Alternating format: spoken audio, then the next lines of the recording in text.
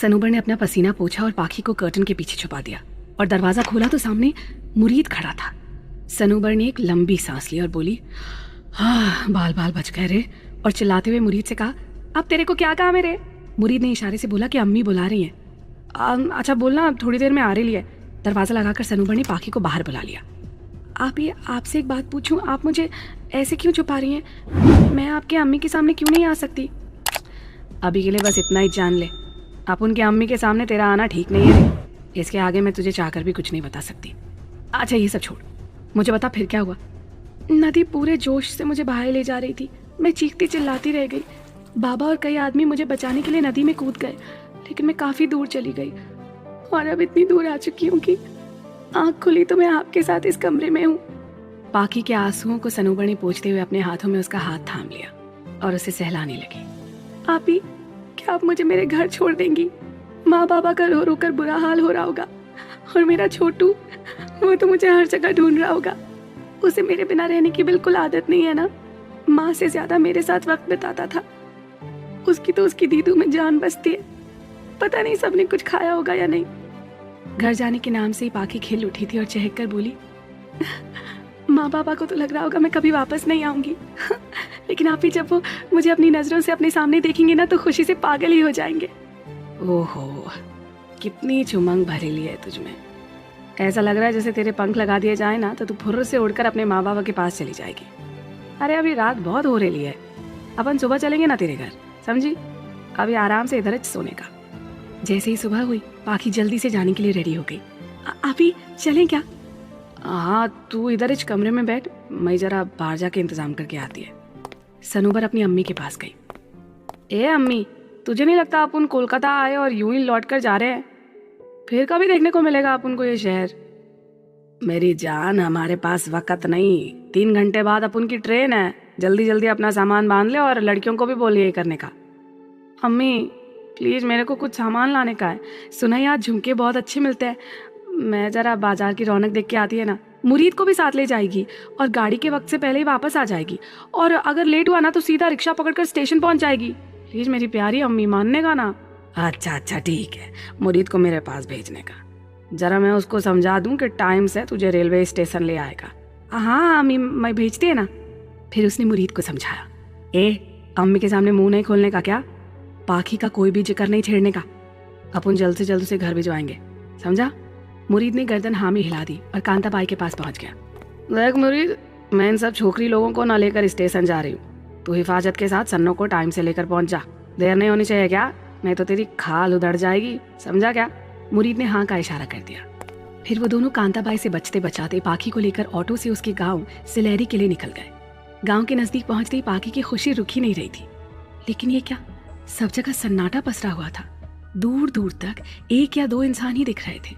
मायूसी और उदासी सब जगह फैली थी। हाँ आप ही, वैसे तो मेरे गांव में बहुत रौनक होती है, पता नहीं क्यों आज कुछ मनहूसियत फैली हुई है। और चलो घर चल कर देखते हैं। तंग गलियों के बीच दूर से उंगली का इशारा कर पाखी ने अपना घर दिखाया और दौड़कर अपने घर का दरवाजा खोलते हुए अंदर चली गई। सनोबर और मुरीद उसके पीछे पीछे चल दिए। काफी देर तक पाखी आवाज लगाती रही, माँ बाबा कहाँ हो आप लोग? छोटू देखना, तेरी दीदी आ गई। अरे माँ बोल क्यों नहीं रही हो, कहाँ हो? सब जगह देखने के बाद पाखी को कोई नजर नहीं आया। आसपास के घरों में भी कोई नहीं दिख रहा था। दूर बैठी बूढ़ी काकी सिर पर हाथ रखकर रो रही थी। पाखी भागकर उसके पास गई। काकी काकी। काकी ने अपना चश्मा ऊपर किया और गौर से देखा। अरे पाखी, तू तो नदी में बह गई थी। काकी, मेरा परिवार कहाँ है और गांव में इतनी मायूसी क्यों छाई है? काकी सुनते ही फूट फूट कर रोने लगी। अरे बेटा, सब बह गया, नदी सबको खा गई। अरे तेरे जाने के बाद नदी में और जोर से तूफान आया। जितने भी दुर्गा महोत्सव में गए थे ना, सब बह गए। तुम्हारा परिवार भी बह गया। नहीं, ऐसा नहीं हो सकता काकी। मेरे माँ बाबा छोटू मुझे छोड़कर नहीं जा सकते। सनोबर ने आगे आकर गिरती हुई पाखी को संभाला। पाखी दौड़कर घर के कोने में जाकर बैठ गई। बाबा, अब मैं क्या करूं? कहाँ जाऊं? अकेले घर में कैसे रहूंगी? अब मेरा कौन है? इससे अच्छा तो मैं मर जाती। सनोबर ने पाखी को बैठे हुए गले लगा लिया। अरे छोकरी, हिम्मत रख, जैसे तू अपन को नदी किनारे मिली हो सकता है तेरे माँ बाप अभी जिंदा हो। तेरे को हिम्मत और हौसला नहीं खोना चाहिए रे। तू भी शहर में मिली हो सकता है वो भी बहकर शहर पहुंच गए हो। तेरे को उनको उधर ही ढूंढना मांगता है। अपने आंसू पोंछते हुए पाखी ने बोला, हाँ अभी आप शायद ठीक कह रही हैं। मुझे मेरे माँ बाबा और छोटू को ढूंढना ही होगा, लेकिन कहाँ और कैसे? पाखी फिर परेशान होने लगी। तभी मुरीद ने घड़ी देखते हुए सनूबर से शहर चलने का इशारा किया। सनूबर ने अपनी आंखें बंद कर हाँ में सर हिला दिया। अच्छा बाकी अपन की ट्रेन का वक्त हो रहा है रे, अपन को निकलना ही होगा। आप ही, उसने कसकर सनूबर को गले लगा लिया। मुझे नहीं समझ में आ रहा कि मैं क्या करूं, मैं कहाँ जाऊं। बाकी तू चाहे तो अपन के साथ शहर चल सकती है, अपन तेरे को वहीं छोड़ देंगे।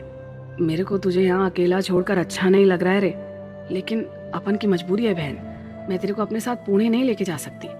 पाखी शहर चलने के लिए तैयार हो गई। उसने तुरंत अपने घर के कुछ सामान को एक बैग में लगाया और वहां से जैसे ही चलने को उठी, सामने रखी फोटो को देखकर पाखी को रोना आ गया। उसने वो फोटो वहां से उठाकर उसे प्यार करते हुए अपने बैग में संभाल कर रख लिया और एक बार फिर अपने घर को निहारते हुए वहां से चली गई। पूरे रास्ते अपनी माँ अपने बाबा को याद करती रही। मुरीद ऑटो को सीधे रेलवे स्टेशन ले गया। रेलवे स्टेशन पर उतरकर एक बार फिर से सनोबर ने पाखी को गले लगा लिया। बहन अपना ध्यान रखना, इंशाल्लाह तेरे अम्मी अबू जल्दी ही मिल जाएंगे, बस हिम्मत नहीं खोने का। क्या? पाखी के माथे पर किस करते हुए सनोबर ने कहा, अल्लाह ने चाहा तो फिर मिलेंगे। और उसने अपने पास से कुछ रुपए पाखी के हाथ में जबरदस्ती पकड़ा दिए। नहीं आप ही, मैं ये नहीं ले सकती हूँ, मुझे इसकी जरूरत नहीं है। आपने मेरे लिए जो कुछ भी किया मेरे लिए बहुत है, मैं आपको कभी नहीं भूल पाऊंगी। आप ही भी कहने का और इस तरह की बातें भी करने का। बहन तेरे को इन पैसों की जरूरत पड़ेगी रे, बस अपना ध्यान रखने का।